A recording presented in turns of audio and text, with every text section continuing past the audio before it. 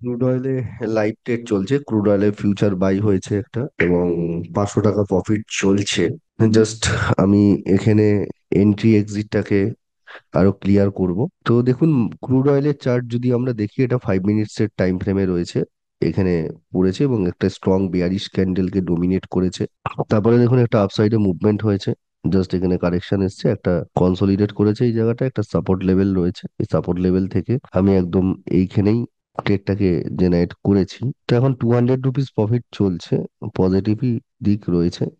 যদি এই নিচে ক্লোজিং চলে আসে তাহলে এক্সিট করে যাব, আদারওয়াইজ পজিটিভলি থাকবে ট্রেডটা। আমার এই লেভেল অব্দি একটা টার্গেট লেভেল থাকবে 610 পর্যন্ত, দেখা যাক কি হয়। আমরা পেয়েছি ক্রুড অয়েলের ক্ষেত্রে 500 টাকা প্রফিট চলছে, রানিং প্রফিট। বাই সিগন্যাল এসছে এখানে একটা আমাদের কাছে, ডোমিনেট হয়ে গেছে, যারা এখানে সেল করেছিল কভার করছে, এবার শর্ট কভারিং হয়েছে, দেখা যাক কোথায় যায়। আমরা এখানে একটা টার্গেট রাখছি এই লেভেলটাতে, 606 লেভেল, ওই লেভেলটায় গিয়ে একটু রিটেস্ট করতে পারে। তো দেখা যাক, আপনারা স্ক্রিনে চোখ রাখুন। তো একটা বাই সিগন্যাল এসছে আমাদের কাছে এখানে এবং আপসাইডে একটা ভালো মুভমেন্টের জন্য আমরা দেখতে পাচ্ছি 400 টাকার প্রফিট চলছে।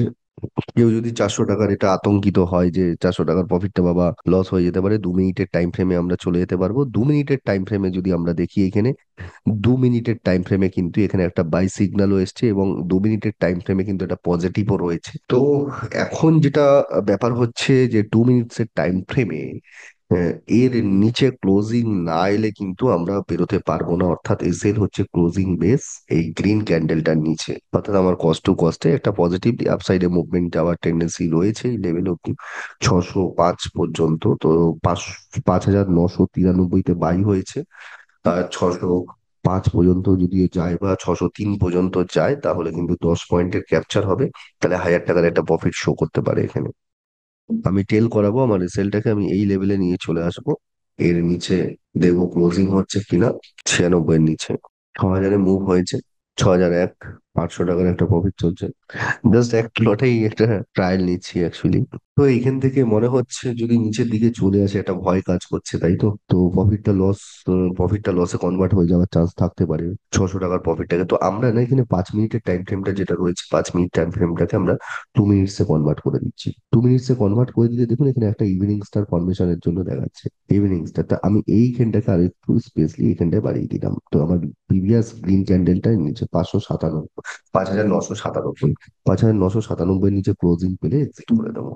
একটু তো ওকে প্লে করার জন্য জায়গা দিতে হবে, কারণ 6,001-এও গেছিল, তো একটু প্লে করার জন্য ওকে স্পেস দিতে হবে। তো দেখতে থাকুন কি করা হয়।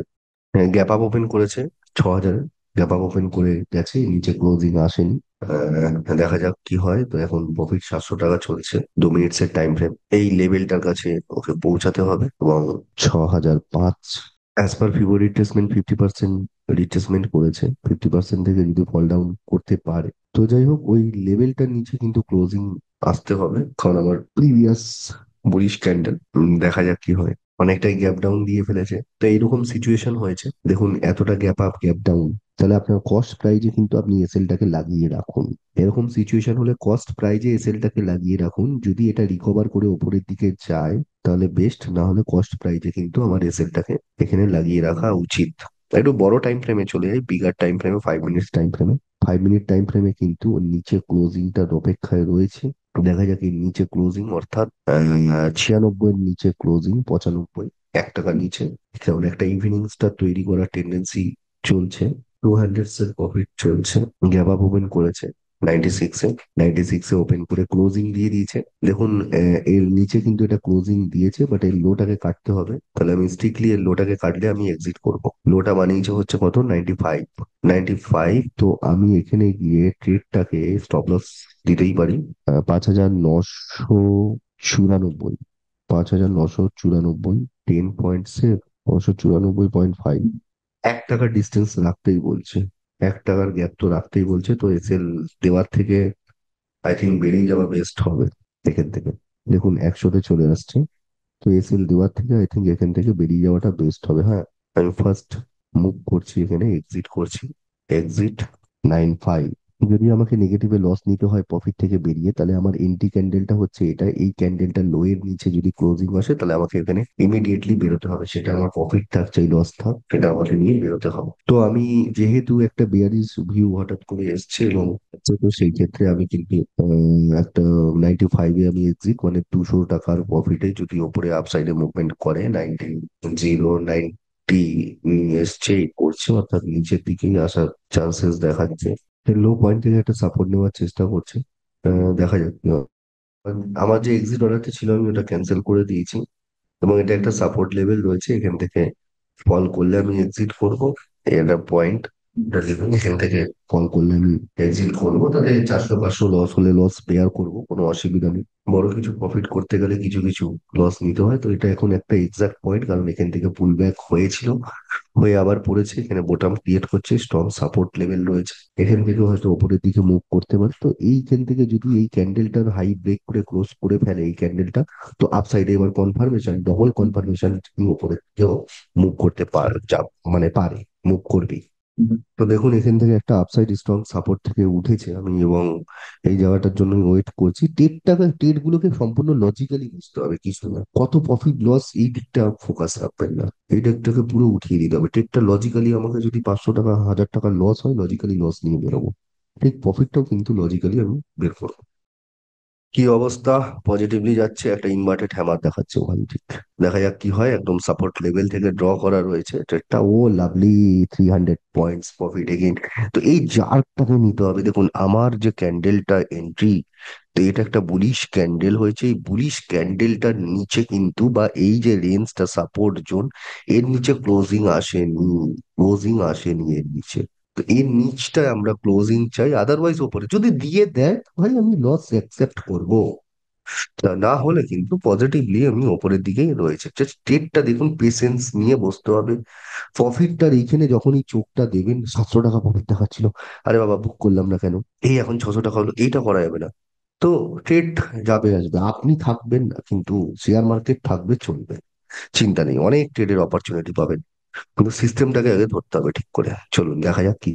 ডেলি টাইম ফ্রেমে চলে এসেছি। ডেলি টাইম ফ্রেমে কিন্তু, ও লাভলি, ডেলি টাইম ফ্রেমে কিন্তু কতগুলো বাই সেট আপ রেডি হয়ে গেছিল, আমাদের প্রচুর বাই সেট আপ রেডি হয়ে গেছিল ডেলি টাইম ফ্রেমে। এবং ডেলি টাইম ফ্রেমে যদি দেখি একটা ব্রেকআউট আসার সম্ভাবনায় রয়েছে, অলরেডি ব্রেকআউট হয়ে গেছে ডেলি টাইম ফ্রেমে। তো পজিটিভলি আছে মুভমেন্ট।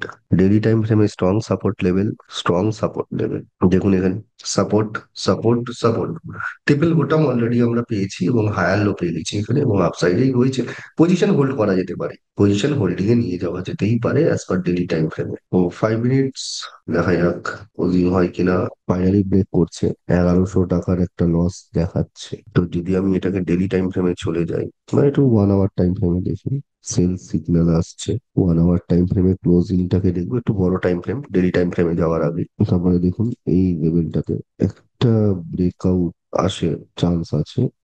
দেখুন আপনারা কিন্তু সিস্টেমেটিক্যালি প্রফিট লসে বেরিয়ে যাবেন, কারণ আমি একটু রিস্কটাও বড় রাখি, রিওয়ার্ডটাকেও বড় রাখি। তো এখন ফল করছে সাপোর্ট লেভেলটাকে ব্রেক করে, এটা হচ্ছে 61.8% লেভেল।